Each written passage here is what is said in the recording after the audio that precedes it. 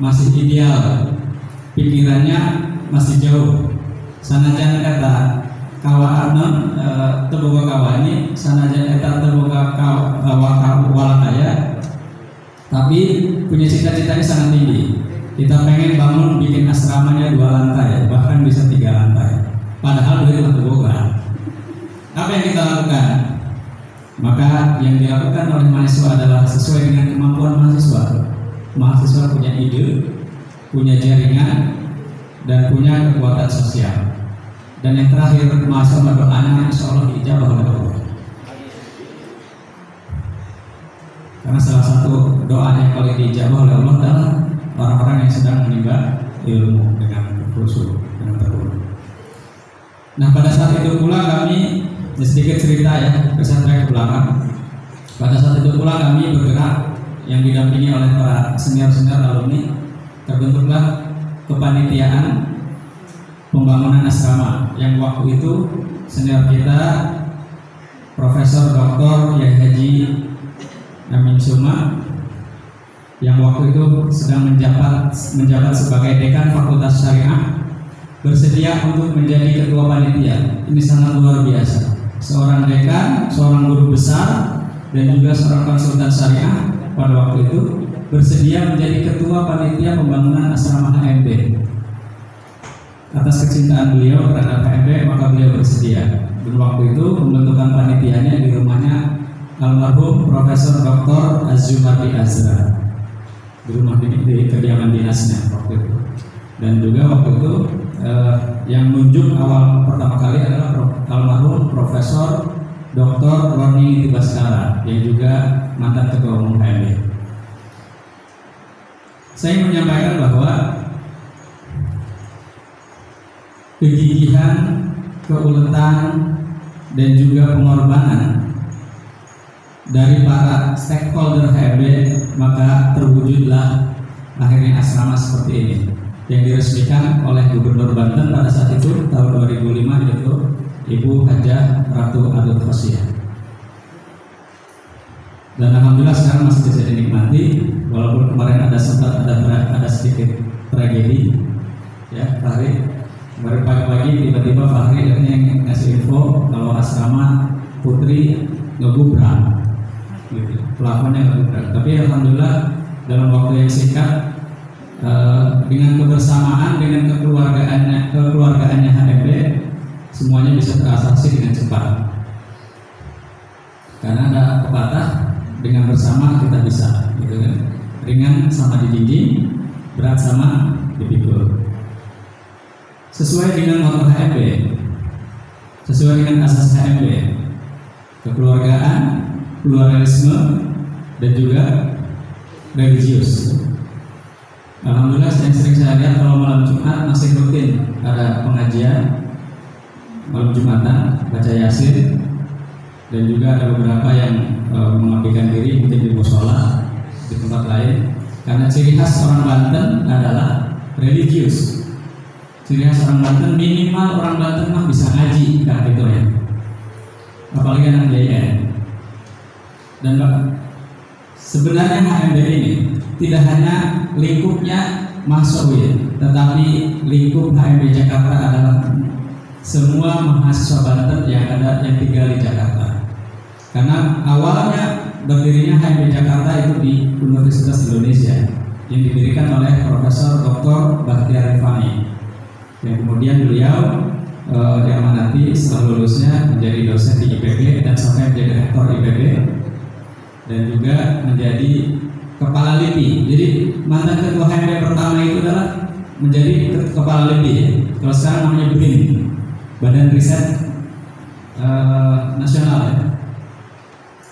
Kemudian juga beliau Profesor Bahtiar Rifani setelah menjadi kepala LIPI ditugasi oleh pemerintah, oleh negara menjadi Dubes Indonesia atau Perancis. Mudah-mudahan kita semua yang menjadi penerusnya akan bisa ikut menapaki, paling tidak bisa menapaki jejak intelektual beliau dan juga bisa mengabdi untuk bangsa dan negara. Minimalnya kita bisa mengabdi untuk Banten ke depannya. Karena Provinsi Banten berharap dengan adanya mahasiswa Banten yang ada di luar kelak akan kembali ke Banten untuk bersama-sama membangun Banten, mengabdikan diri untuk Banten, walaupun dalam bentuk gagasan, dalam bentuk ide, masukan. Apalagi syukur-syukur kalau bisa membuat sesuatu hal yang sifatnya lebih banyak manfaatnya secara empirik, secara secara nyata yang dilakukan di Banten. Paling banyak alumni memang alumni Banten itu kembali ke Banten.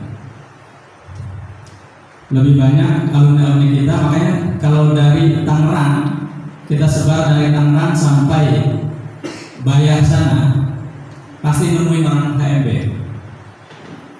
pasti nemu orang HMB. Dan kalau orang UIN, kalau bicara UIN, lari kemana pun pasti ketemu orang UIN. Mau kita lari ke barat Banten sana, ke Serang, mau ke Tangerang, pasti ada alumni UIN. Di Jakarta apalagi lebih banyak ya. Terus kemudian juga di Sulawesi segala macam sana. Alumni Jakarta ya. Nah, potensi-potensi ini adalah menjadi satu kekuatan HMB untuk bisa berkiprah lebih luas nanti ke depannya untuk Provinsi Banten, untuk masyarakat Banten yang ada di sana. Agenda yang paling penting sekarang adalah bahwa hati-hati, Indonesia akan menghadapi krisis tahun 2023. Ada sudah dengar, sudah membaca berita itu, maka kewaspadaan kita sebagai generasi intelektual, sebagai kaum intelektual, paling tidak kita harus mawas diri dengan hal ini. Apa yang bisa kita lakukan, apa yang bisa kita berikan, masukan-masukan kita kepada pemerintah, agar ke depan masyarakat Banten, pemerintah Provinsi Banten dan juga pemerintah-pemerintah yang ada di Provinsi Banten bisa menghadapi resesi ini, mempunyai solusi yang realistis, yang reasonable, dan juga bisa diterima oleh masyarakat. Ini jadi agenda PR mengurus HMB tahun 2002-2003 adalah bagaimana memberikan kontribusi pemikiran dan kemudian juga secara pribadi, secara keorganisasian bisa siap menghadapi resesi itu tahun 2023, karena tidak hanya resesi ekonomi tetapi juga perubahan iklim, dan kemudian yang paling penting kita khawatirkan tahun 2023 adalah tahun politik menjelang tahun 2024 yang secara kental garis politik identitas itu akan menyeruak kembali pada arena perpolitikan tahun 2023. Bagaimana HMB menyikapi hal ini, di mana memposisikan diri sebagai mahasiswa tentunya yang diharapkan tidak terlibat dalam secara politik praktis, tetapi menjadi bagian dari agent of change yang menjadi balancer, yang menjadi kontrol terhadap perubahan sosial ini. Jadi Banten ini mempunyai potensi yang besar. Indonesia, Banten punya hutan yang cukup bagus karena situasi iklimnya juga cukup bagus. Kalau Kalimantan banyak hutan, tapi potensi kebakarannya sangat tinggi karena berada di garis khatulistiwa. Banten secara geografis memiliki Taman Nasional Ujung Kulon dan juga di backup oleh kawasan-kawasan hutan yang sekeliling. Maka Banten adalah mempunyai potensi sebagai penyuplai oksigen, penyuplai oksigen di daerah-daerah di sekelilingnya.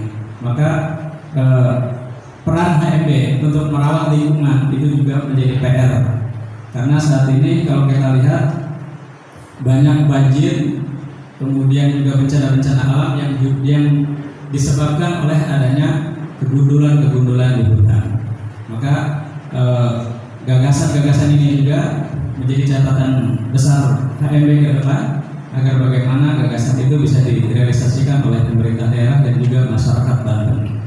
Ibda bin nafsi, memulai dari diri sendiri, wilayah dari HMB untuk memberikan satu contoh, karena dengan contoh itu maka HMB akan menjadi garda terdepan untuk bisa menghadapi segala persoalan sosial. Karena yang terpenting juga di Banten adalah mempersiapkan generasi emas ini. SDM, hal SDM di Banten yang beberapa tahun lalu kita masih terbelakang, mudah-mudahan nanti HMB bisa memberikan satu kontribusi nyata, baik itu melalui kegiatan-kegiatan literasi ataupun kalau yang sekarang masih rutin kan bakti sosial. Bakti sosial ini kan masih lebih banyak pada bantuan-bantuan yang sifatnya material ya, bantuan-bantuan material. Tapi untuk ke depan akan lebih baik kalau bakti sosial ini lebih pada pengembangan kapasitas anak-anak muda, pengembangan kapasitas anak-anak yang kemudian ke depannya orang-orang Banten mempunyai wawasan atau visi yang lebih maju dibanding daripada kita sekarang. Mungkin kita saat ini masih baru sampai di sini, baru sampai Jakarta. Mungkin generasi yang akan datang kita harapkan generasi-generasi di Banten bisa menjadi bagian dari masyarakat internasional. Saya kira ini saja yang bisa saya sampaikan.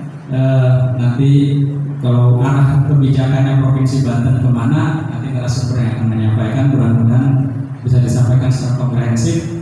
Dan tadi saya dengar pematerinya adalah Bapak Dr.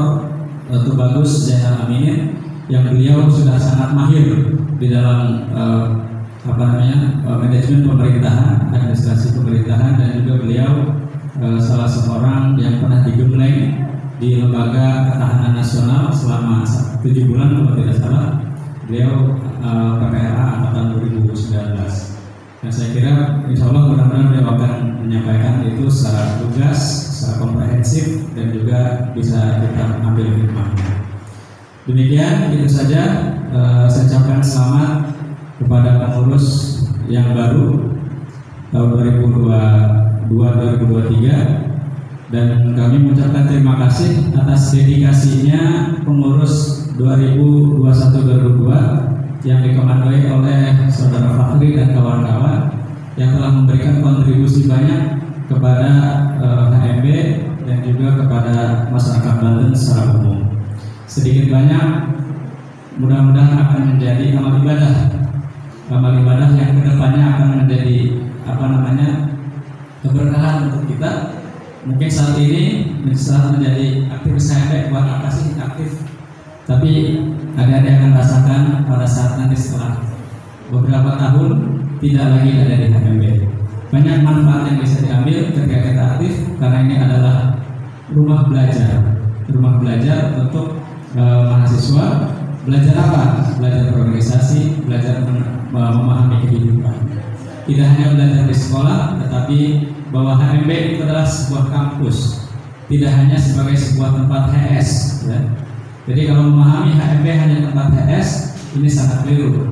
Artinya sangat disayangkan sekali kalau hanya dengan HS. Tapi jadikanlah HMB sebagai sebuah kampus, tempat menuntut ilmu, baik itu secara akademis maupun organisatoris, dan juga memahami aktivitas sosial. Demikian itu saja yang bisa saya sampaikan, kurang lebihnya mohon maaf. Wallahu muwaffiq ila aqwamit thoriq, billahi taufiq wal hidayah. Wassalamualaikum warahmatullahi wabarakatuh.